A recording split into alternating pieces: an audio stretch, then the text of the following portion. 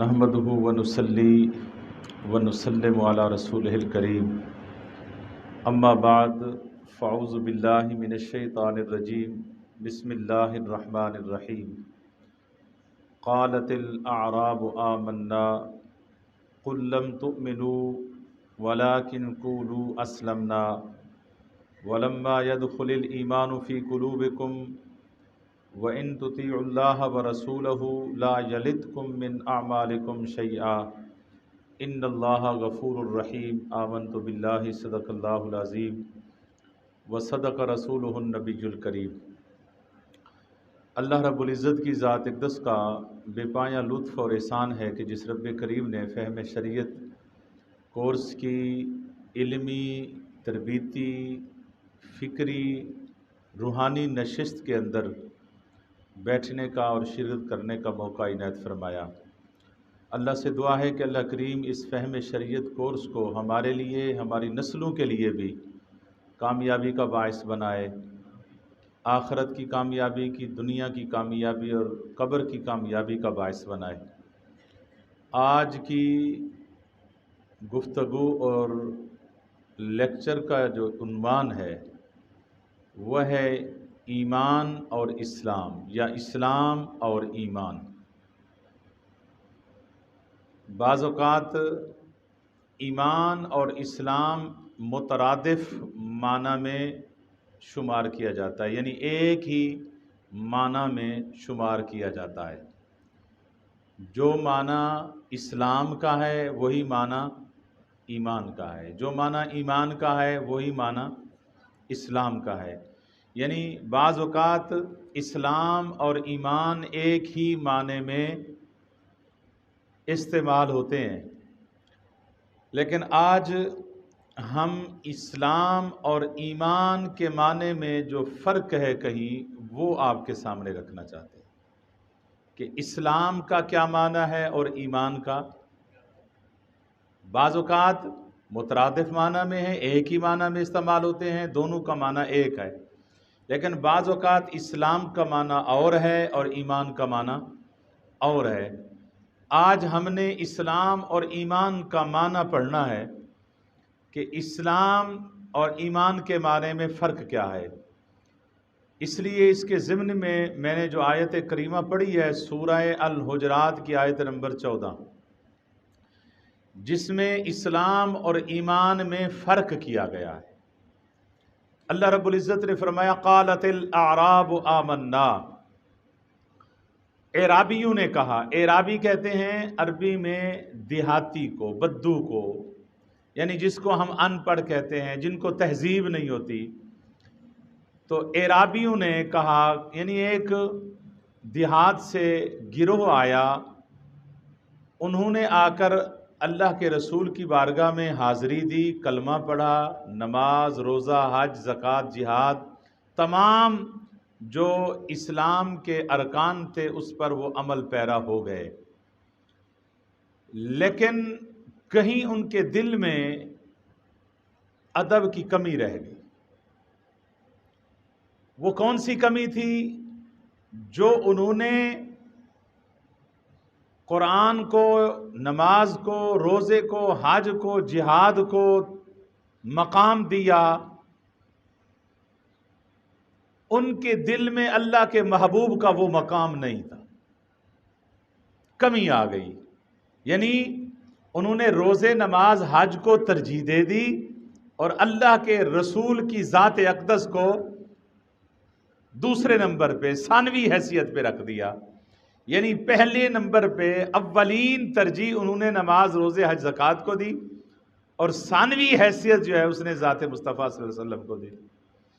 اب ان کے دل میں یہ فرق تھا، نماز اوپر، ذات مصطفیٰ نیچے، یعنی اول ترجیح ان کی نماز، روزہ، حج، زکوٰۃ ہو گئی، اور ثانوی حیثیت پہ انہوں نے ذات مصطفیٰ کو رکھا۔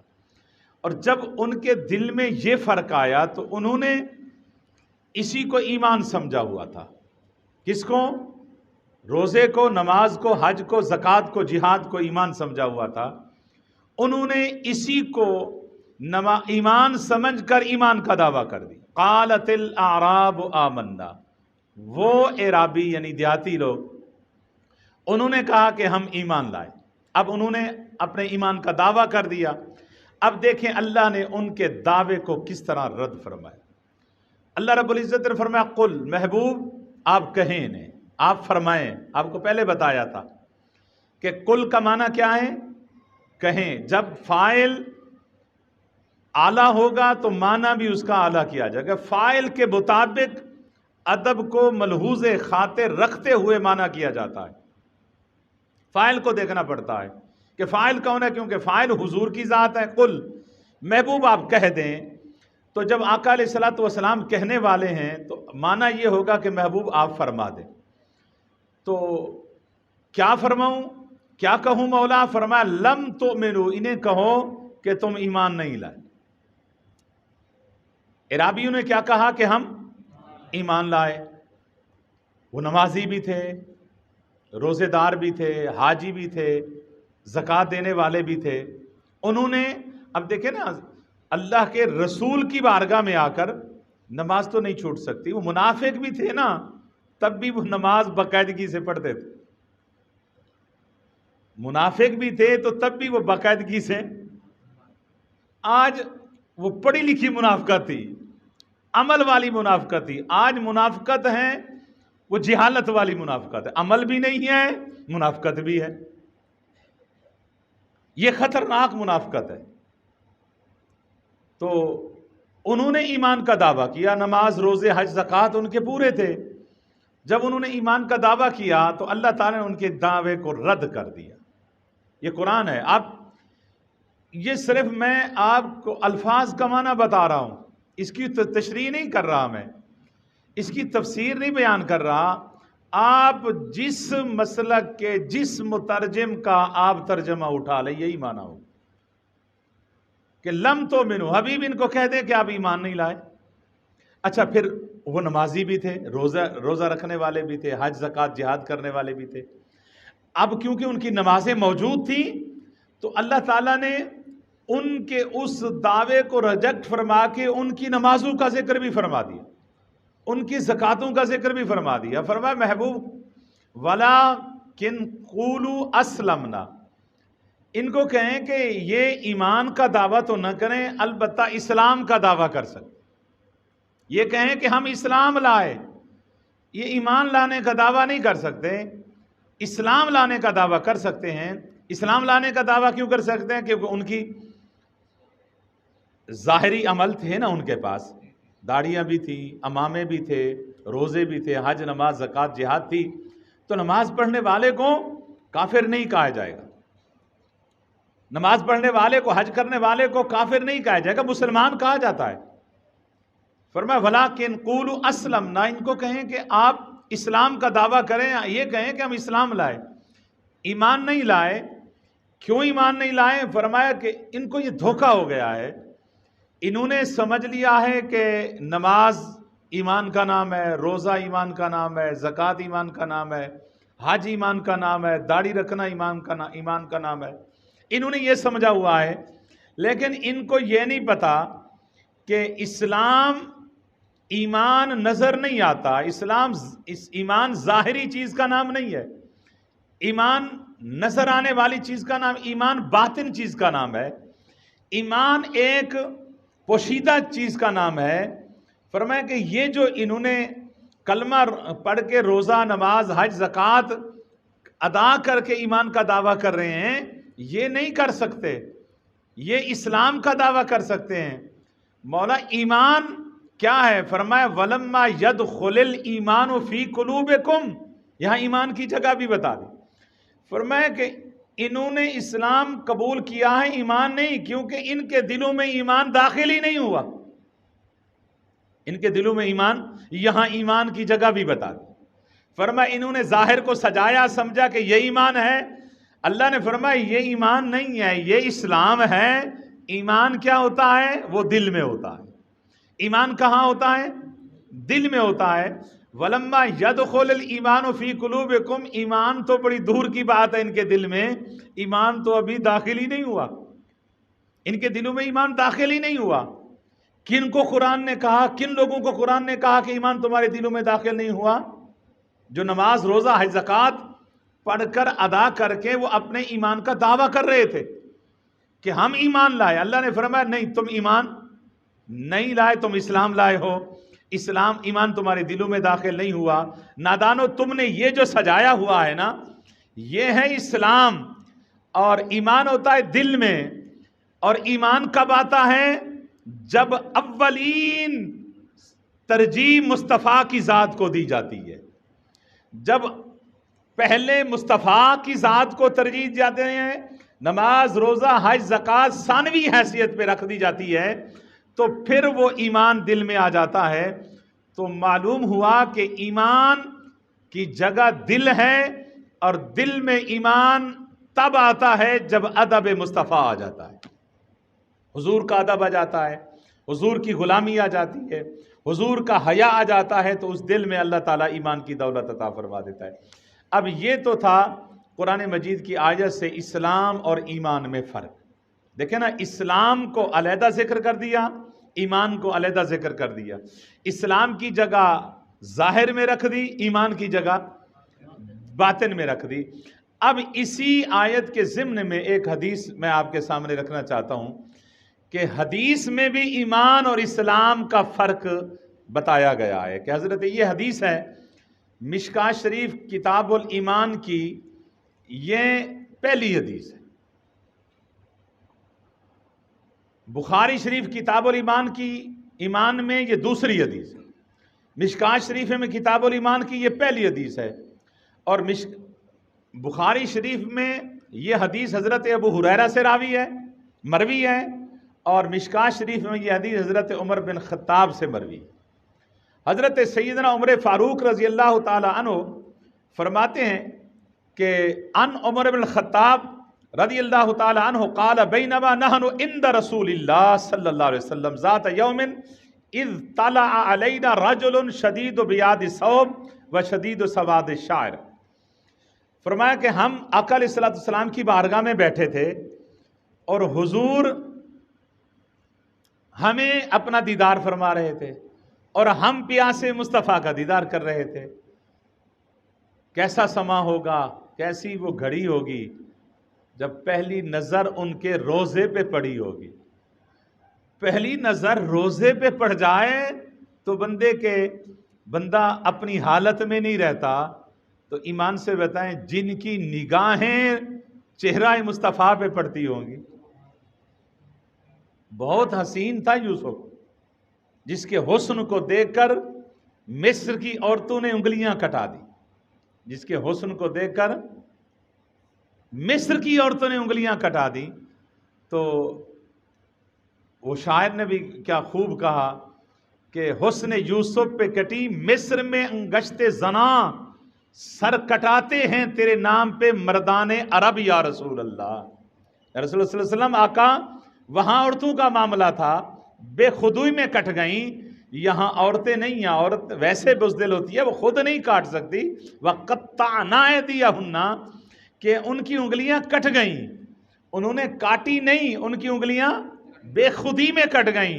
اور آقا یہاں معاملہ تو ایسا ہے کہ عرب کے بہادر جوان کی خواہش ہوتی ہے کہ ہمارا سر کٹے تو قدم مصطفیٰ میں کٹ جائے۔ ایک صحابی بدر میں زخمی ہو گیا، اور صحابہ گئے، ان کو کہا کہ یار کوئی آخری خواہش بتا۔ جس طرح آخری خواہش دیکھا کہ زخمی بہت ہے، زخموں سے چور چور ہوا پڑا ہے، چند سانس ہیں، چلو کوئی وصیت کر دے گا، کوئی نصیحت کر دے گا، کوئی پیغام گھر والوں کے لیے دے دے گا، یا آخری خواہش بتا دے، اگر کوئی پیغام ہے بچوں کے لیے، بیوی بچوں کے لیے، ہم پہنچا دیں گے تیرا پیغام۔ اب دیکھیں موت اور زندگی کی کشمکش، آخری سانس چل رہے ہیں۔ تو جب صحابہ نے اس کی آخری خواہش پوچھی نا، کیا خواہش ہو سکتی ہے کہ جی میرے بچوں کو یہ کہہ دینا، میرے بیٹوں کو یہ کہہ دینا، یا میرے گھر والوں کو یہ پیغام دے دینا کہ اس نے جو پیغام دیا، تجھ کو تجھی سے مانگ کر اچھا رہا منگتا تیرا۔ اس نے کہا کہ بس میری آخری خواہش یہ ہے کہ جلدی جلدی اٹھاؤ مجھے، قدم مصطفیٰ میں ڈال دو۔ بس میری آخری خواہش یہ ہے کہ مر تو جان تو دے رہا ہوں یار کے نام پر، میں چاہتا ہوں جان جب دے رہا ہوں تو یار جان نکلتے بھی دیکھ لے کہ کس طرح میرا غلام میری بارگاہ میں جان قربان کر رہا ہے، یہ خواہش تھی اس کی۔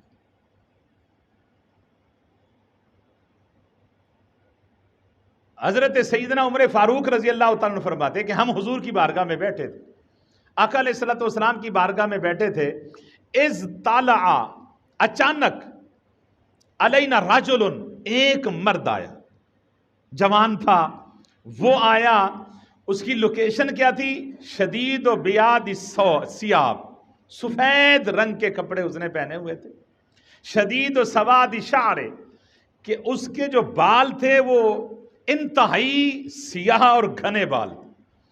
فرمایا لا یرا علیہ اثر السفر، کہ اس کے کپڑے اور اس کے بال، اس کے جسم کی تر و تازگی ایسی تھی کہ لا یرا اثر السفر، کہ سفر کے آثار بھی کوئی نظر نہیں آ رہے۔ سفر کے آثار بھی، پیدل کے سفر تھے، گھوڑوں پہ سفر تھے، سواریوں پہ سفر تھے، جانوروں پہ سفر کرتے تھے، اونٹوں پہ سفر تھے، گرد و غبار ہوتی تھی، دور سے بندہ آتا تھا۔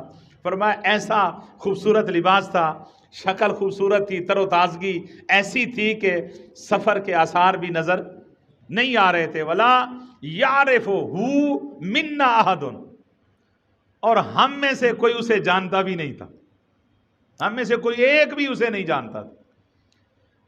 اب مانا کیا، نہ وہ مسافر لگتا تھا نہ وہ مقیم لگتا تھا، نہ وہ مسافر لگتا تھا، مسافر ہوتا تو دور سے آتا اور اس کے جسم پر سفر کے آثار ہوتے، گرد و غبار ہوتی، تھکاوٹ ہوتی، لیکن وہ بھی نہیں تھے، اور نہ وہ مقیم تھا کیونکہ ہم میں سے کوئی جانتا نہیں تھا اسے۔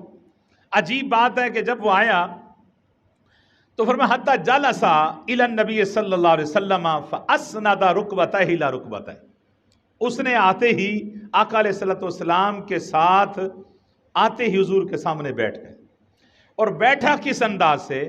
صحابہ فرماتے ہیں ہم نے بڑے شاگرد دیکھے ہیں استادوں کے سامنے بیٹھے ہوئے، بڑے مرید دیکھے ہیں پیروں کے سامنے بیٹھے ہوئے، بڑے بیٹے دیکھے ہیں اپنے والد کے سامنے بیٹھے ہوئے، لیکن اس کا انداز عجیب تھا، وہ اتنا قریب مصطفیٰ کے چلا گیا کہ حتیٰ جالس الی النبی فاسند رکبتہ الی رکبتہ، اس نے اپنے گھٹنے جو تھے نا وہ حضور کے گھٹنوں کے ساتھ مس کر دی، اپنے گھٹنے حضور کے گھٹنوں کے ساتھ ملا دیے، اور فرمایا وَوَضَعَ كَفَّيْهِ عَلَى فَخَذَيْهِ، آقا علیہ الصلوۃ والسلام کے رانوں پر اس نے اپنی ہتھیلیاں رکھ دی، ہاتھ اس کے تھے، ران میرے مصطفیٰ کے تھے۔ فرمایا اتنا قریب چلا گیا، اس نے آتے ہی آقا علیہ الصلوۃ والسلام کی بارگاہ میں سوال کیا، اس جو جوان نے، فقال یا محمد صلی اللہ علیہ وسلم اخبرنی عن الاسلام، اس نے آتے ہی سوال کیا کہ آقا مجھے بتائیں کہ اسلام کیا ہے، اسلام کے بارے میں خبر دیں۔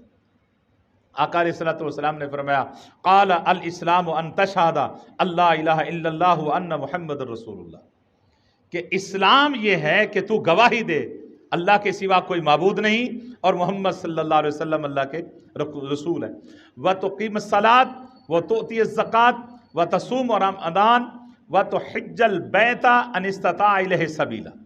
فرمایا کہ اس کا اسلام یہ ہے کہ نماز ادا کرو، اسلام یہ ہے کہ زکوٰۃ ادا کرو، اسلام یہ ہے کہ اگر استطاعت رکھتے ہو تو حج ادا کرو، یہ اسلام ہے۔ اس نے یہ جب سوال کا جواب سن لیا تو اس نے کیا کیا؟ صحابہ فرماتے ہیں جب آقا علیہ السلام نے اسلام کا جواب دے دیا تو یسألہ ویصدقہ، اس نے حضور صلی اللہ علیہ وسلم کی تصدیق کر دی، قال صدقتا یا رسول اللہ، آپ نے سچ فرمایا۔ فعجبنا لہ، ہمیں بڑا تعجب ہوا، یسألہ ویصدقہ، کہ وہ سوال بھی خود کرتا ہے اور تصدیق بھی خود کرتا ہے، یعنی وہ پوچھنے نہیں آ رہا بلکہ وہ سوالوں کا جواب بھی جانتا ہے، اور ہم میں سے بھی کوئی نہیں جانتا، باہر کا بھی نہیں لگتا، سفر کے آثار نہیں سے، اور ہم میں سے کوئی نہیں جانتا، مقیم بھی نہیں تھا، اور عجیب بات ہے سوال بھی کرتا ہے اور تصدیق بھی کرتا ہے۔ اس کے بعد جب اس آقا علیہ السلام نے جواب دیا، اس نے دوسرا سوال کیا، فَأَخْبِرْنِي عَنِ الْإِيمَانِ، حضور مجھے ایمان کے بارے میں خبر دیں، ایمان کیا ہے؟ تو اب آقا علیہ السلام نے ایمان کی علیحدہ خبر دی۔ آقا علیہ السلام نے ان تؤمن باللہ و ملائکتہ و کتبہ و رسلہ والیوم الآخر و تؤمن بالقدر خیرہ و شرہ۔ فرمایا ایمان یہ ہے کہ تم اللہ پر ایمان لاؤ، ملائکہ پر، کتابوں پر، رسولوں پر، آخرت پر، اور اچھی بری تقدیر پر ایمان لاؤ۔ قال صدقتا، اس نے کہا حضور آپ نے سچ فرمایا، آپ نے سچ کہا۔ اسلام اور ایمان، اس نے اسلام کے بارے میں سوال کیا تو حضور نے اسلام کا جواب عطا فرما دیا۔ اس نے ایمان کے بارے میں سوال کیا، اگر اسلام اور ایمان ایک ہی معنی میں ہوتا تو آقا علیہ السلام فرما دیتے، اس جوان کو فرما دیتے کہ بھائی جو میں اسلام کا معنی کر چکا ہوں وہی ایمان کا ہے۔ نہیں، آقا علیہ السلام نے اسلام کا جواب علیحدہ عطا فرمایا اور ایمان کا جواب علیحدہ عطا فرمایا۔ تو اس سے پتہ چلا کہ بعض اوقات ایمان کا معنی اور ہے اور اسلام کا معنی اور ہے۔ اسلام میں حضور نے ظاہری حالات جو اعمال ہم کرتے ہیں ان کو بیان فرمایا، اور ایمان میں جو دل سے تصدیق ہوتی ہے اس کو بیان فرما دی۔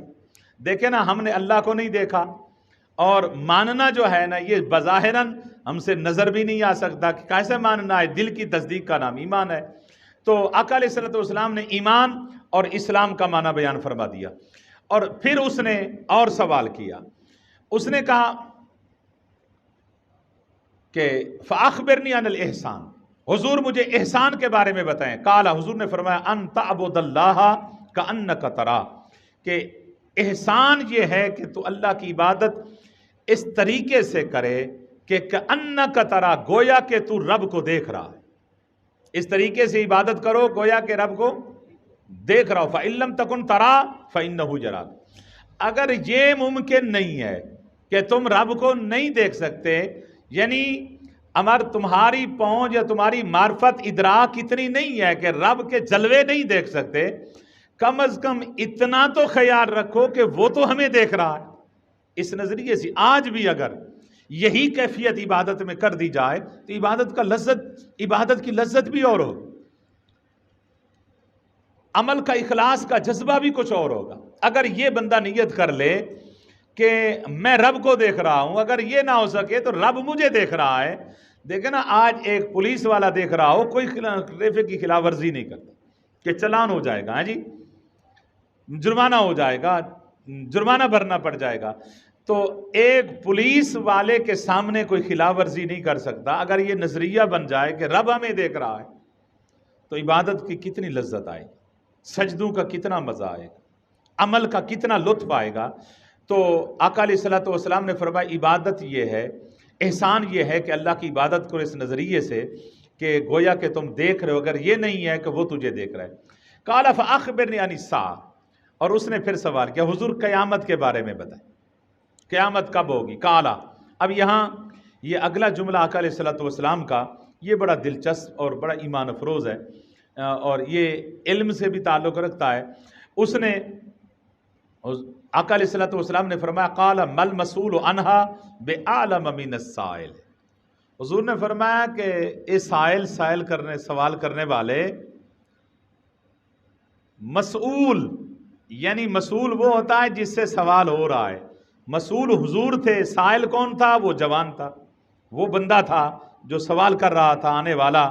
حضور نے فرمایا مسئول یعنی جس سے تو سوال کر رہا ہے وہ سائل سے زیادہ قیامت کو نہیں جانتا، سوال کرنے والے سے زیادہ مسئول یعنی جس سے سوال ہو رہا ہے وہ زیادہ نہیں جانتا۔ تو اس نے کہا ٹھیک ہے جی، قال فأخبرنی عن اماراتها، اس نے کہا چلو ٹھیک ہے حضور، حضور نے اشارہ کر دیا، وہ سمجھ گیا، تو اس نے کہا حضور چلو کچھ نشانیاں اس کی بتا دیں، قیامت کی کچھ اس کی نشانیاں بتا دیں۔ سرکار نے فرمایا قال ان تالد الامۃ ربتها وان ترى الحفاة العراة العالة راع الشاة، فرمایا کہ اس کی نشانیوں میں سے نشانی یہ بھی ہے کہ عورت اپنے مالک کو یعنی لونڈی اپنے مالک کو جنم دے گی، اپنے بیٹے کو جنم دے گی، یعنی وہی اولاد اتنی نافرمان ہو جائے گی کہ والد غلامی کریں گے، اولاد بادشاہی کریں گے۔ یہ حالات جو آج آپ دیکھ رہے ہیں کہ اولاد سے ماں باپ ڈر کے مارے بات نہیں کر سکتے کہ اگر کہہ دیں گے تو بیٹا ناراض نہ ہو جائے۔ اور میری بات یہ نوجوان بیٹھے نا، یہ یاد رکھیں، جس کے والدین اپنی اولاد سے ڈر کر بات نہ کر سکیں، اس اولاد کے لیے جہنم پکی ہو جاتی، وہ اولاد جہنمی ہے۔ کہ بیٹا ناراض نہ ہو جائے، اولاد ناراض نہ ہو جائے، اس خوف کی وجہ سے اگر والدین اپنی اولاد سے بات نہ کر سکیں، وہ اولاد جنت میں نہیں جائے۔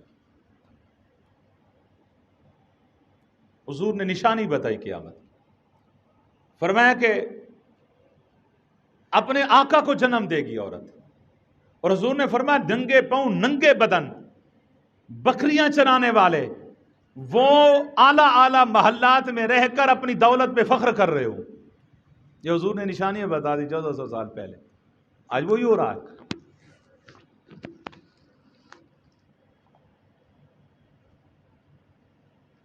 یتطاولون فی البنیان، بڑی بڑی عمارتوں میں رہ کر وہ فخر محسوس کرے۔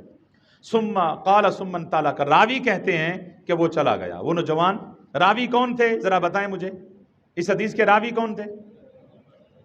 حضرت عمر بن خطاب۔ راوی کہتے ہیں، یعنی حضرت عمر کہتے ہیں کہ وہ شخص چلا گیا، اتنے سوال کر کے جواب دے کر ہم تعجب کرتے رہے، سوال بھی خود کر رہا ہے، جواب بھی، تصدیق بھی خود کر رہا ہے، وہ چلا گیا۔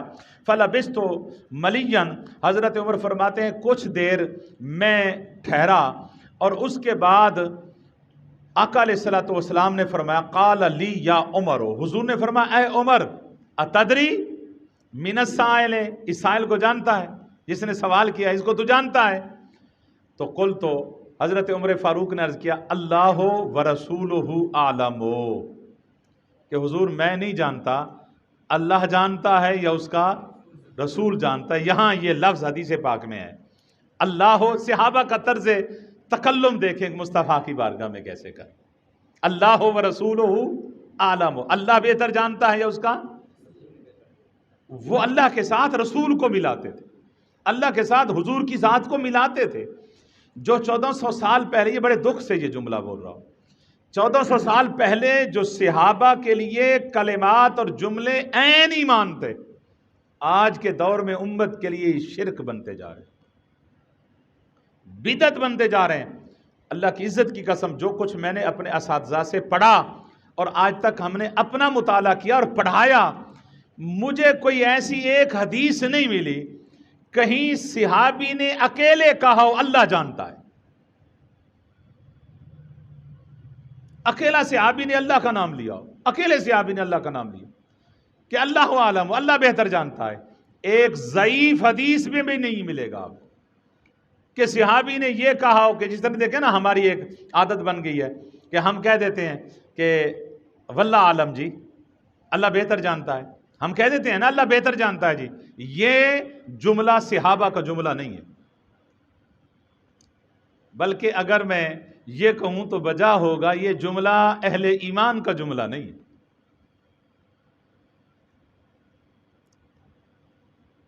صحابہ کی عادت کیا تھی؟ اللہ ورسولہ اعلم، حضرت کون فرما رہے ہیں؟ حضرت عمر فاروق، حضرت عمر فاروق فرما رہے ہیں کہ اللہ و رسول عالم ہو۔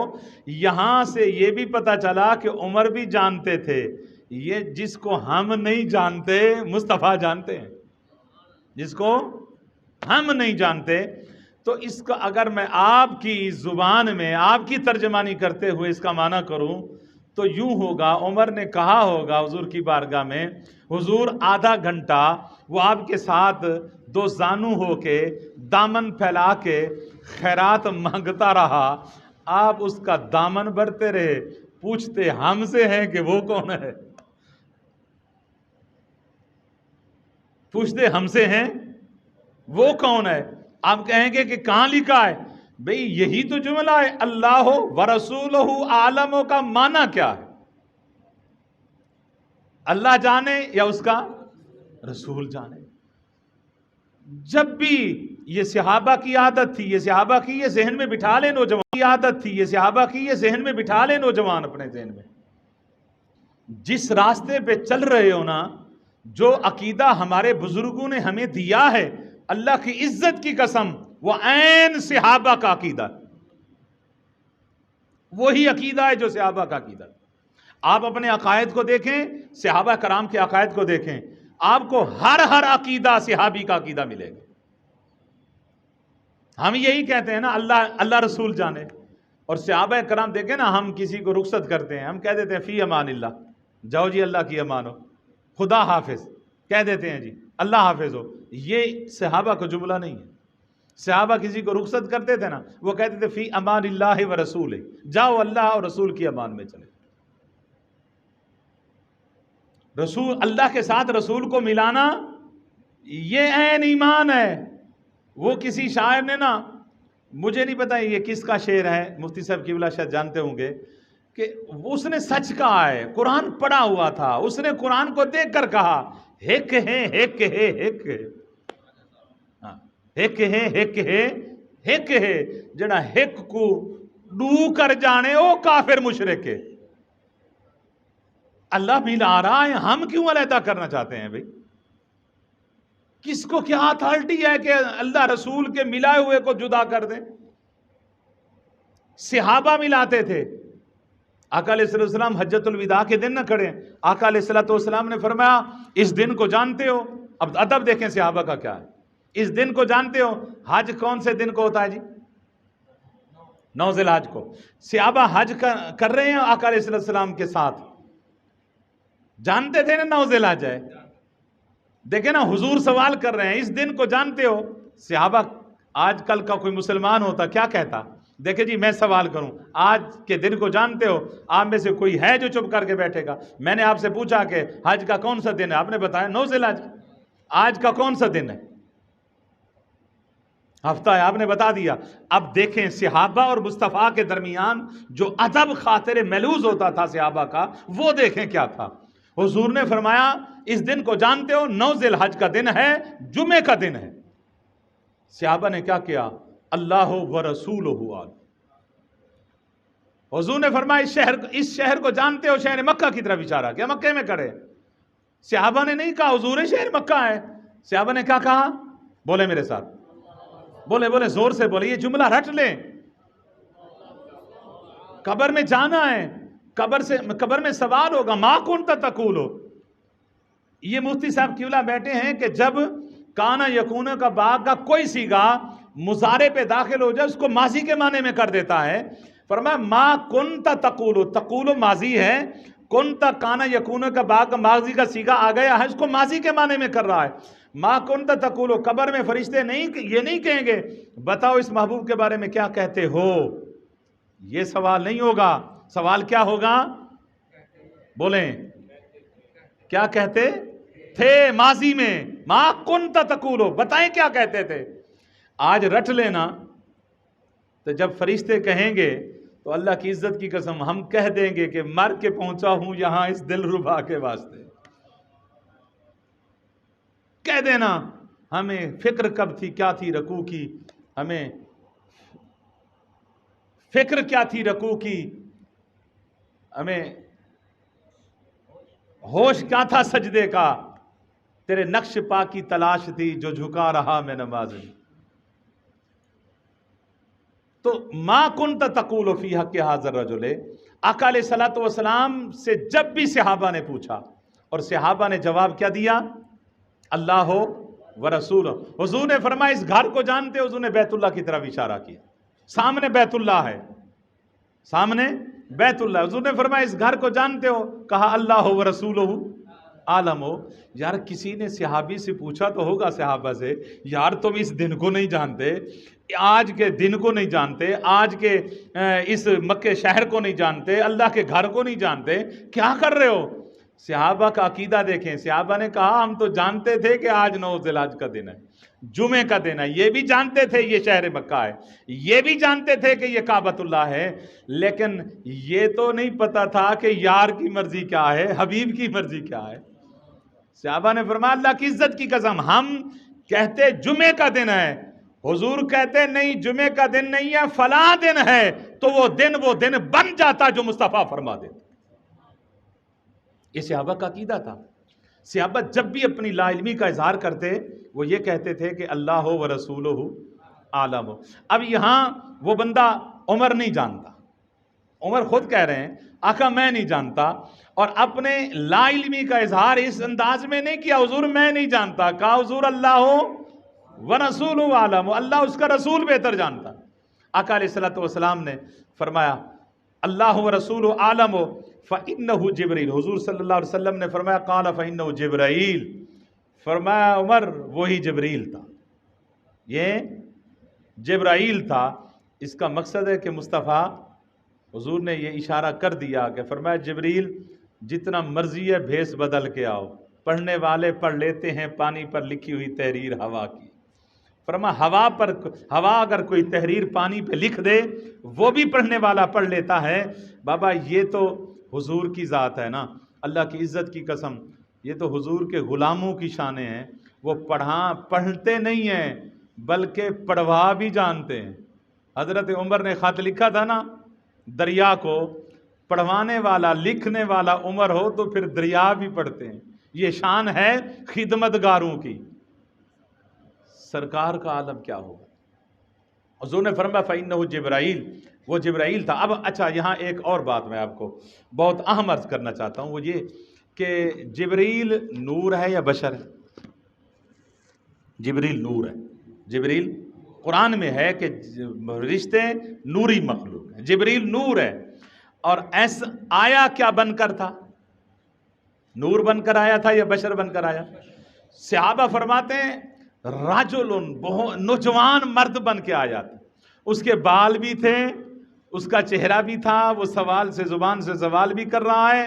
فرمایا کہ وہ بشر بن کر آیا۔ اب جب بشر بن کر آیا بتائیں کہ اس وقت نور تھا یا نہیں تھا؟ بولے، میں فتویٰ نہیں لگاتا، بتا دیں آپ۔ اس وقت نور تھا، جبریل اس وقت 17 بار جبریل حضور کی بارگاہ میں حضرت دہیہ کلبی کی شکل میں آیا ہے۔ ایک حضور کے صحابی تھے، نام تھا دہیہ کلبی۔ اکثر اوقات حضرت جبریل امین دہیہ کلبی کی شکل میں آتے تھے، دہیہ کلبی کی شکل میں آتے تھے، اور حضرت دہیہ کلبی خود حضور کے صحابی ہیں۔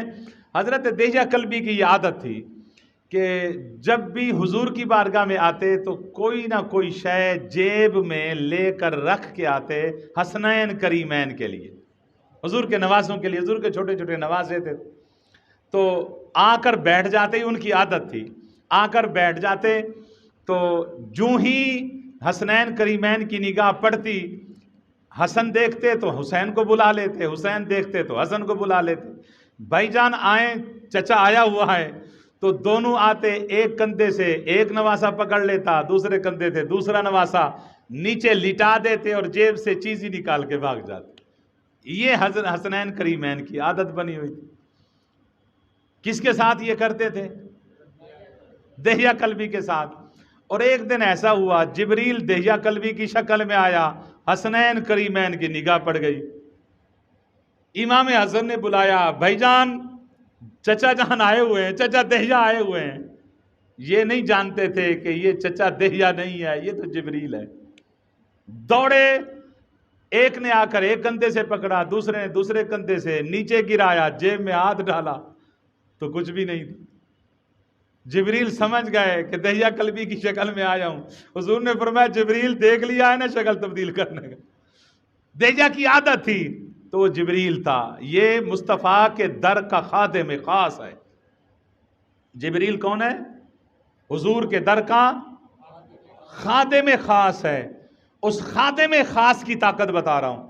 جبریل نے ایسے ہاتھ اوپر فضا میں بلند کیا، جنت سے 2 انار توڑے، ایک امام حسن کو دے دیا، ایک امام حسین کو دے دیا۔ سبز رنگ کا جو انار تھا وہ امام حسن کو دیا، جو سرخ رنگ کا انار تھا وہ امام حسین کو دیا۔ تو حضور کی چشمان مبارک سے آنسو نکل پڑے۔ صحابہ نے عرض کیا حضور دہیہ قلبی ہیں، انہوں نے اپنے آپ کے نواسوں کو یہ انار دے دیا، آپ کیوں روتے ہیں؟ فرمایا یہ دہیہ نہیں ہے، یہ جبریل ہے، یہ کلر بتا رہے ہیں میرے دونوں نواسوں کو امت شہید کر دے گی، ایک کو زہر دے دیا جائے گا، ایک کو شہید کر دیا جائے گا۔ جبریل جو عرض کر رہا تھا بات، جبریل کس شکل میں آیا؟ 17 بار جبریل حضرت دہیہ قلبی شکل میں بن کر آیا۔ تو کئی بار جبریل آقا علیہ السلام کی بارگاہ میں آئے تو بشر بن کر آئے، کئی بار بشر بن کر آئے۔ تو کیا اس وقت ان کی نورانیت ختم ہو چکی ہوتی تھی؟ نور بھی تھے اور بشر بھی تھے، بشری لباس بھی پہنا ہوا تھا، ساتھ نور بھی تھے۔ یہاں ایک اعتراض کیا جاتا ہے، بڑا درینہ اعتراض ہے کہ دیکھیں جی آقا علیہ السلام کو اگر آپ نور کہیں تو پھر بشر نہ کہیں، اگر بشر کہیں تو پھر نور نہ کہیں، یہ کیسے ہو سکتا ہے؟ بشر اور نور ایک ساتھ نہیں ہو سکتے۔ اب دیکھیں نوجوانوں کو کس طرح گمراہ کیا جاتا ہے۔ اب سوال کیا جاتا ہے دیکھیں جی ماں اور باپ مختلف چیزیں ہیں، یہ ایک ماں بھی وہی ہے، باپ بھی وہی، 2 ذاتیں ہیں نا، ماں ہے، باپ ہے۔ جب ایک باپ کو ماں باپ نہیں کہہ سکتے، ماں کو ماں باپ نہیں کہہ سکتے، تو نور بشر کیسے اکٹھے کر سکتے؟ یعنی یہ ایک دلیل دی جاتی ہے، یا نور کہیں یا باپ کہیں یا ماں کہیں، یا نور کریں یا بشر کریں۔ ان سے گزارش یہ ہے کہ جس طرح کا پہلے سوال ہو نا، جواب بھی آپ اس طرح کا دیں۔ اگر الزامی سوال ہے تو جواب بھی الزامی دیں۔ آپ سے کوئی کہے کہ آپ جو میلاد شریف کرتے ہیں یہ حضور کے زمانے میں تھا، آپ اس کو سیدھا سادہ جواب دیں، کیونکہ وہ سوال کرنے والا جو ہے نا وہ جاہل ہے، اس کو جانتا ہی نہیں ہے۔ حضور کے بھئی سوال آقا علیہ السلام کے زمانے میں میلاد تھا، آپ اسے اسی طرح کا الزامی جواب دے دیں کہ بھئی یہ کس کا زمانہ ہے؟ آدم علیہ السلام کا زمانہ ہے، بولیں، ابراہیم علیہ السلام کا زمانہ ہے، موسیٰ علیہ السلام کا زمانہ ہے۔ ایسے پوچھتے ہیں، آپ کہیں نا بتائیں نا کس کا زمانہ ہے۔ میں آپ سے پوچھتا ہوں کس کا زمانہ ہے؟ لا الہ الا اللہ محمد رسول، اللہ کے سوا کوئی معبود نہیں، محمد صلی اللہ علیہ وسلم اللہ کے رسول، بس بات ختم۔ آپ کہیں کہ یہ زمانہ حضور کا، ہمارا میلاد بھی حضور کے زمانے میں ہے، ایک بات۔ اور دوسری بات یہ ہے کہ حضرت جبریل امین نور ہو کے بشر بن جائیں تو بشریت نور کی ضد نہیں ہے، بشریت نور کی، بشر خاک کو کہتے ہیں، نور اجالے کو کہتے ہیں، نور کی جو ضد ہے وہ ہے اندھیرا، نور کی جو ضد ہے وہ اندھیرا ہے۔ یہ تو آپس میں ضد ہی نہیں ہو سکتے۔ نور دیکھیں، نور روشنی اور اندھیرا، اجالا اور اندھیرا، یہ تو ضد ہیں۔ نور اور بشر آپس میں کیسے ضد ہو سکتے ہیں؟ میں آپ سے پوچھتا ہوں، بتائیں کہ انسان بھی ہے اور مرد بھی ہے، ہو سکتا ہے؟ ہو سکتا ہے نا، انسان بھی ہو۔ بھئی آپ نے جو سیغے ملائے ہیں ہم بھی آپ کو ملا کے دے سکتے۔ آپ کہتے ہیں کہ ماں اور باپ نہیں مل سکتے، یہ دو ضدیں ہیں۔ میں کہتا ہوں کہ انسان بھی ہو اور عورت بھی ہو، انسان بھی ہو گیا مرد بھی ہو گیا۔ جب یہ مل سکتے ہیں تو نور بشر آپس میں ضد نہیں ہے۔ اگر ہوتے تو قرآن میں ایک واقعہ نہیں ہے، ہاروت اور ماروت کا واقعہ نہیں پڑا، ابتدائے قرآن میں بتایا جا رہا ہے۔ حضرت جبریل امین حضرت سیدنا مریم علیہ السلام کی بارگاہ میں نہیں آئے، انما انا بشر مثلکم فتمثل لها انما انا رسول ربک لیہب لک غلاما زکیا۔ حضرت جبریل امین بشر بن کر حضرت مریم علیہ السلام کی بارگاہ میں پیش ہوئے، سیدھے قد والا بشر بن کے آیا تھا۔ تو جبریل بار بار بشر بن کے آیا تو اس کی نور میں کوئی فرق، بار بار، یہ بات یاد رکھیں، جو بار بار بشر بن کر آیا تو اس کے نور میں کوئی فرق نہیں آ سکتا۔ تو جو ایک بار بشر بن کے آیا تو بابا وہ صرف نور نہیں ہے بلکہ نور علی نور ہیں۔ اور دوسری بات یہ ہے کہ حضور جبریل کے بھی نبی ہیں، حضور جبریل کے بھی، حضور فرشتوں کے بھی نبی ہیں، فرشتوں کے بھی۔ عام طور پہ نور کو افضل سمجھا جاتا ہے، فرشتوں کو افضل سمجھا جاتا ہے۔ اگر حضور نور بن کر نہ آتے، حضور نور نہ ہوتے، فرشتے اعتراض کر سکتے تھے، ہم افضل ہیں، افضل کو نبی بنایا جاتا ہے، مفضول کو تو نبی نہیں بنایا جاتا تھا۔ تو اللہ نے فرشتوں کو نور بنایا اور مصطفیٰ کو نور علی نور بنا دیا تاکہ کوئی فرشتہ اعتراض نہ کر سکے۔ اللہ نے ہر مخلوق کی طرف اپنے محبوب کو نبی بنا کر بھیجا، اور نبی مخلوق سے افضل ہوتا ہے۔ مصطفیٰ نور بنیں گے تو فرشتوں سے افضل ہوں، مصطفیٰ نور علی نور ہے۔ یعنی یہاں وہ سوال جس طرح میں نے پہلے گزارش کی تھی کہ اسلام اور ایمان، اسلام کی تشریح حضور نے علیحدہ فرما دی، ایمان کی تشریح حضور نے علیحدہ فرما دی۔ انہوں نے کلمہ، نماز، روزہ، حج، زکوٰۃ عرابیوں نے پڑھ کر ایمان کا دعویٰ کیا۔ اللہ نے فرمایا نہیں، لم تؤمنوا، تم ایمان نہیں لائے، ولیکن قولوا اسلمنا، تم اسلام لائے ہو، ولما يدخل الایمان فی قلوبکم، ایمان تمہارے دلوں میں داخل ہی نہیں ہوا۔ تو جب تمہارے دلوں میں ایمان داخل نہیں ہوا تو مولا پھر ایمان کیسے آئے گا؟ فرمایا اس دل میں میرے مصطفیٰ کا ادب رکھ لو، ایمان تمہارے دل میں آ جائے۔ اب یہ ایک بات، اور دوسری آیت کریمہ ابتدا میں اللہ رب العزت نے بھی ان کے دعوے کو ریجیکٹ کیا، وَمِنَ النَّاسِ مَن يَقُولُ آمَنَّا بِاللَّهِ وَبِالْيَوْمِ الْآخِرِ وَمَا هُمْ بِمُؤْمِنِينَ۔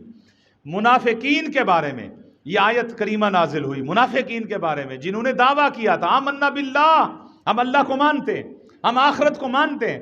دیکھیں آخرت کو وہ بندہ مانتا ہے جو آخرت کے تمام حساب و جزا کو مانے، حساب و کتاب کو مانے، آخرت میں جتنے بھی سوالات ہوں گے وہ مانتا ہے نا، نماز کا حساب ہوگا آخرت میں، زکوٰۃ کا حساب ہوگا۔ اب وہ کہہ رہا ہے کہ آمنا باللہ وبالیوم الآخر، یعنی ہم نماز، روزے، حج، زکوٰۃ سب کو مانتے ہیں، اللہ کو بھی مانتے ہیں۔ جب انہوں نے یہ دعویٰ کیا تو اللہ نے فرمایا وما ہم بمومنین، محبوب یہ مومن نہیں ہے، یہ مومن نہیں ہے۔ کیوں مومن نہ ہوئے؟ اللہ کو بھی مان رہے ہیں، آخرت کو بھی، یعنی آخرت میں نماز، روزہ، حج، زکوٰۃ حساب ہوگا، اس کو بھی وہ مان رہے ہیں، لیکن اللہ فرما رہا ہے وما ہم بمومنین، محبوب یہ مومن نہیں ہے، یہ مومن نہیں ہے۔ یہاں سورہ حجرات میں انہوں نے کلمہ، نماز، روزہ، حج، زکوٰۃ سارے مکمل کیے، انہوں نے ایمان کا دعویٰ کیا۔ اللہ نے فرمایا لم تؤمنوا، محبوب ان کو کہہ دیں یہ ایمان نہیں لائے۔ باری تعالیٰ تجھے مانتے ہیں، تیری آخرت کو مانتے ہیں، حساب کتاب کو مانتے ہیں، یہ ایمان والے نہیں ہیں۔ روزہ، نماز، حج، زکوٰۃ سارے انہوں نے مکمل کیے ہیں، ایمان کا دعویٰ کر رہے ہیں، باری تعالیٰ پھر بھی مومن نہیں ہے۔ بتا کہ مومن کون ہے؟ اب قرآن سے ہی پوچھتے ہیں کہ مومن کون ہے۔ سورہ نور ہے، آیت نمبر 62 ہے، سورہ نور کی آیت نمبر 62 ہے، جس میں اللہ تعالیٰ نے ایمان والا بتا دیا کہ ایمان والا کون ہے۔ انما المؤمنون الذین آمنوا باللہ ورسولہ، ایمان والے تو وہی لوگ ہیں، ایمان والے تو دیکھیں نا سورہ حجرات میں انہوں نے کہا قالت الاعراب آمنا، ہم ایمان لائے۔ کون تھے؟ جن کے دل میں حضور کا ادب نہیں، حضور کا مقام نہیں تھا، حضور کا مرتبہ نہیں تھا، کلمہ پڑھتے تھے، نماز، روزہ، حج، زکوٰۃ مکمل کر انہوں نے کہا ہم ایمان لائے۔ اللہ نے کیا فرمایا؟ تم مومن نہیں ہو، ان کے دعوے کو اللہ نے ریجیکٹ کر دیا۔ ادھر وَمِنَ النَّاسِ مَن يَقُولُ آمَنَّا بِاللَّهِ وَبِالْيَوْمِ الْآخِرِ وَمَا هُمْ بِمُؤْمِنِينَ، انہوں نے دعویٰ کیا مولا تجھے مانتے ہیں، ہم آخرت کو مانتے ہیں۔ اللہ نے کیا فرمایا؟ تم مومن نہیں ہو، تم مانتے ہو، میں نہیں مانتا۔ مولا تو کسے مانتا ہے؟ فرمایا اٹھاؤ سورہ نور کی آیت، آخری آیات بینات ہے، سیکنڈ لاسٹ آیت ہے میرے خیال ہے، سیکنڈ لاسٹ سے پہلی آیت ہے، انما المؤمنون الذین آمنوا باللہ ورسولہ۔ فرمایا ایمان والے تو وہی لوگ ہیں جو اللہ پر، اس کے رسول پر ایمان لے آئے، جو اللہ پر اور اس کے رسول پر ایمان لے آئے ہیں۔ اب یہ تو ہو گیا اجمالی ذکر، اس کا تفصیلی ذکر آگے آ رہا ہے، بڑے ایمان افروز آیت کریمہ ہے۔ فرمایا وَإِذَا كَانُوا مَعَهُ عَلَىٰ أَمْرٍ جَامِعٍ لَمْ يَذْهَبُوا حَتَّىٰ يَسْتَأْذِنُوهُ۔ فرمایا کہ محبوب جب وہ آپ کے ساتھ کسی ایسے اجتماعی کام پر حاضر ہوں، اجتماعی کام پر یعنی کسی جنگ کی وجہ سے آپ ان کو بلائیں، مشورہ لینا چاہیں، کوئی میٹنگ کال کریں، یہ سارے آ جائیں، جنگ کی تیاری کرنی ہے تو یہ آ جاتے ہیں۔ حالات یہ تھے کہ آقا علیہ الصلوۃ والسلام جب مسلمانوں کو بلاتے کسی مہم کی خاطر، کسی جنگ کی خاطر، تو سارے مومن بھی آ جاتے، اس میں وہ لوگ بھی آ جاتے جس کا ذکر آگے پیچھے آیات میں نے آپ کو سنایا ہے کہ جنہوں نے کلمہ تو پڑھا ہوا تھا لیکن دل میں ادب نہیں تھا، وہ بھی آ کے اچھا ان کی پلاننگ کیا تھی؟ ان کی ترکیب یہ بنی ہوئی تھی، آپس میں انہوں نے یہ پلان بنایا ہوا تھا کہ ہم بھی جائیں گے، یہ مومن جائیں گے، لیکن اکٹھے نہیں بیٹھنے، کچھ حضور کے سامنے بیٹھیں گے، کچھ پیچھے بیٹھیں گے، کچھ دائیں کچھ بائیں، ہم حالات و واقعات کو دیکھیں گے، ہم جائزہ لیں گے، اگر کوئی ایسی کوئی بات کریں نبی کہ جس پر رائے لیں سب سے، اور رائے جب لینا چاہیں کہ اگر سارے صحابہ متفق ہو کر رائے دینا چاہ رہے ہیں کہ تاکہ یہ کام ہو جائے، اچانک ہم وہاں سے اٹھ پڑیں گے، کچھ آگے سے اٹھیں گے، کچھ پیچھے سے اٹھیں گے، کچھ دائیں کچھ بائیں سے اٹھ کے نا ہم باہر نکل جائیں گے، اور جو ہی ہم باہر نکلیں گے ظاہر ہے کہ دیکھیں نا ایک مجمع میں یہاں جتنے بھی تعداد بیٹھی ہے 10 15 20 لوگ یہاں سے اٹھ جائیں، اب بولنے والا کیا بولے گا؟ دیکھنے والے ساتھ بیٹھنے والے کیا فیصلہ کر سکیں گے؟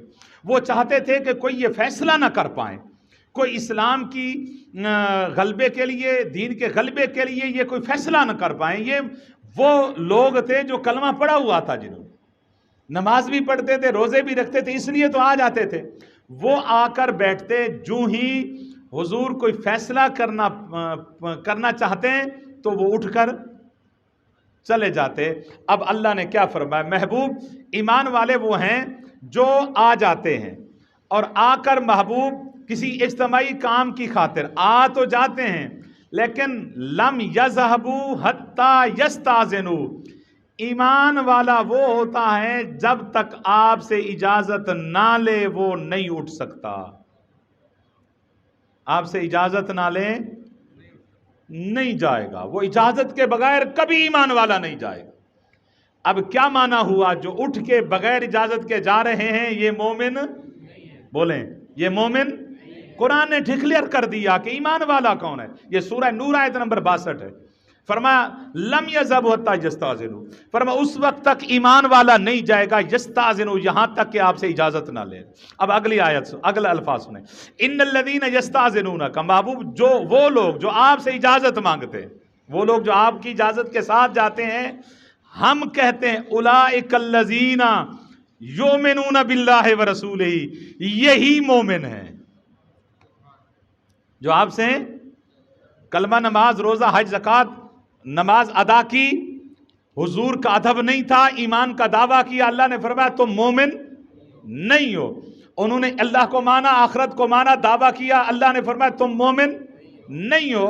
باری تعالیٰ پھر مومن کون ہے؟ فرمایا ہم بتاتے ہیں کہ مومن کون۔ فرمایا محبوب ان الذین یستاذنونک، وہ لوگ جو آپ سے اجازت مانگ کے جائیں گے، اولئک الذین یؤمنون باللہ ورسولہ، وہی اللہ کو بھی ماننے والے ہیں، وہی رسول کو بھی ماننے والے ہیں۔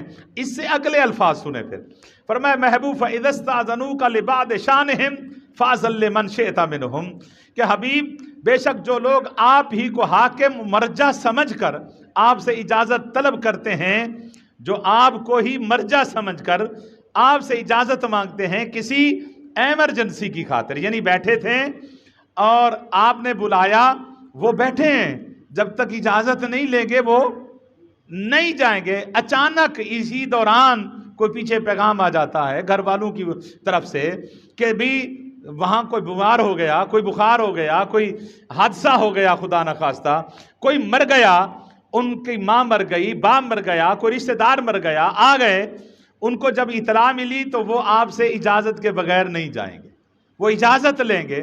محبوب جب اجازت لیں فَإِذَا اسْتَأْذَنُوكَ لِبَعْضِ شَأْنِهِمْ، بعض کسی مجبوری کی وجہ سے، ایمرجنسی کی وجہ سے کوئی اجازت آپ سے مانگ لے۔ اب مثال کے طور پر اگر کوئی کہہ دے کہ آقا آپ نے بلایا، میں نے آپ کا حکم مانا، بیٹھا ہوں، پیچھے اطلاع آ گئی ہے کہ تیرا باپ فوت ہو گیا ہے، آقا اجازت ہے میں جا سکتا ہوں۔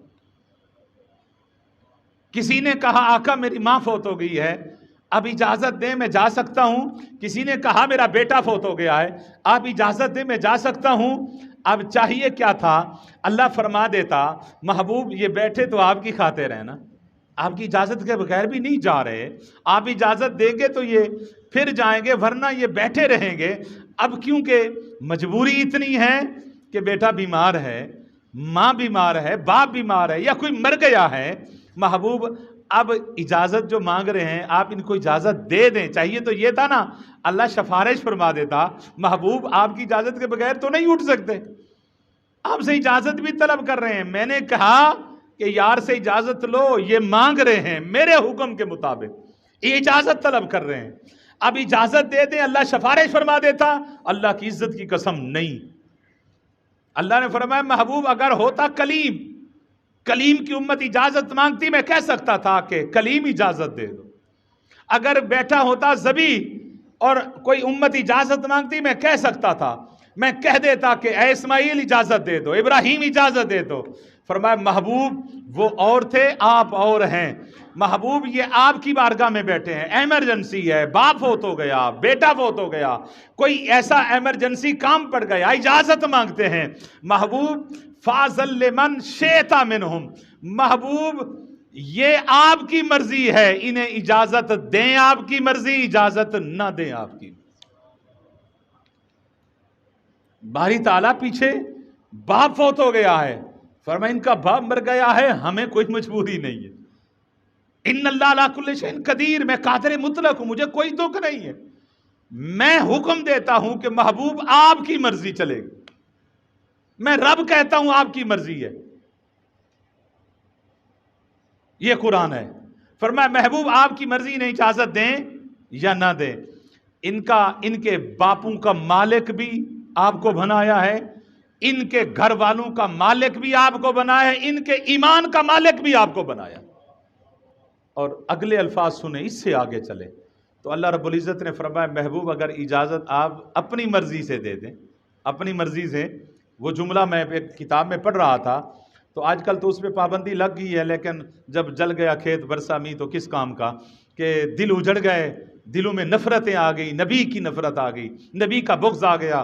اب ان کتابوں کو بند کرنا یا پابندی لگانے کا وہ فائدہ نہیں ہے جو پہلے ہوتا. میں پڑھ رہا تھا جس کا نام محمد و علی ہے وہ کسی چیز کا اختیار نہیں رکھتا. میں جب قرآن کی آیت پڑھتا ہوں تو رب فرماتا ہے مولوی کی کتاب کو نہیں دیکھنا, تو میری کتاب تو پڑھ کر دیکھو. اللہ کی کتاب کیا فرماتی ہے؟ فرمایا محبوب مولوی کی کتاب میں یہ ہوگا کہ نبی کے چاہنے سے کچھ نہیں ہوتا. محبوب ہم کہتے ہیں جو بھی ہوگا آپ کے چاہنے سے ہوگا, جو بھی ہوگا آپ کے چاہنے سے ہوگا. فاضل لمن شئت منہم, محبوب آپ نے اجازت دے دی, وہ چلے گئے. تو اب آپ ایک کام کریں. محبوب کیا کروں مولا؟ فرمایا استغفر لہم واستغفر لہم اللہ, فرمایا ان کے لیے بخشش کی دعا بھی مانگو. ان کے لیے مولا آئے تیرے محبوب کی بارگاہ میں, بیٹھے رہے, کام ہو گیا, میٹنگ ختم ہو گئی, مہم فتح ہو گئی, اب ایمرجنسی آئی, اجازت مانگی, اجازت بھی تیرے حبیب نے دے دی, اجازت کے ساتھ جا رہے ہیں, اس میں بخشش کی کیا ضرورت ہے؟ واستغفر لہم اللہ, ان کے لیے محبوب بخشش کی دعا بھی کریں. تو عاشق نے بہت زبردست اس کا معنی کیا, کہا کہ محبوب ٹھیک ہے اجازت کے ساتھ جا رہے ہیں, آپ کی اجازت کے ساتھ جا رہے ہیں, لیکن یہ جب نکلیں گے پیٹھ تو تیری بارگاہ کو کر کے جا رہے ہیں, اجازت کے ساتھ بھی جا رہے ہیں, تو یہ پیٹھ تو آپ کی بارگاہ کو کر کے جا رہے ہیں, اجازت کے ساتھ بھی ان کا پیٹھ کرنا بھی ہمیں گوارا نہیں ہے. یہ جو پیٹھ کر کے جا رہے ہیں محبوب, اس کی ان کی مغفرت میری بارگاہ میں آپ مانگ لیں, کہہ بھی دیں, خیرات بھی دیں, اور ساتھ یہ بھی کہیں کہ منگتے کا بھلا ہو. تو فرمایا ان اللہ غفور الرحیم, بے شک ہم معاف کر دیں گے. تو ایمان اور اسلام میں فرق یہ ہے, اسلام کہتے ہیں ظاہری حالات کو, ایمان کہتے ہیں باطنی حالات. یعنی نماز, روزہ, حج, زکوٰۃ یہ سائر اسلام میں ہیں, اور حضور کا ادب, حضور کی غلامی, حضور کی محبت ایمان ہے. نماز, روزہ, حج, زکوٰۃ اسلام ہے, اور حضور کی محبت ایمان ہے. تو ایمان دل میں ہوتا ہے, کسی بندے کا اگر ظاہر اور باطن درست نہ ہو، ظاہر بھی خراب ہے باطن بھی خراب ہے، اس کو کافر کہتے ہیں۔ ظاہر بھی نہیں ہے کیونکہ اس کا، اور باطن بھی نہیں ہے، اس کو کیا کہتے ہیں؟ کافر کہتے ہیں۔ کسی کا اگر ظاہر صحیح ہے تو باطن صحیح نہیں ہے، اس کو منافق کہتے ہیں۔ اس کو، کسی کا ظاہر درست نہیں ہے باطن درست ہے، ظاہر نہیں صحیح، اس کا باطن درست ہے، اس کو فاسق کہتے ہیں۔ جس کا ظاہر بھی صحیح ہو باطن بھی صحیح ہو اسے مومن کہتے ہیں۔ اور ایمان آتا ہے حضور صلی اللہ علیہ وسلم کی محبت سے۔ اللہ تعالیٰ سے دعا ہے کہ اللہ کریم ہم سب کو آقا علیہ الصلوۃ والسلام کا ادب اور آقا علیہ الصلوۃ والسلام کی محبت نصیب فرمائے، اور ہماری نسلوں کو بھی اسی عقیدہ اہل سنت و جماعت پر قائم و دائم رکھے۔ وآخر دعوانا ان الحمد للہ رب العالمین۔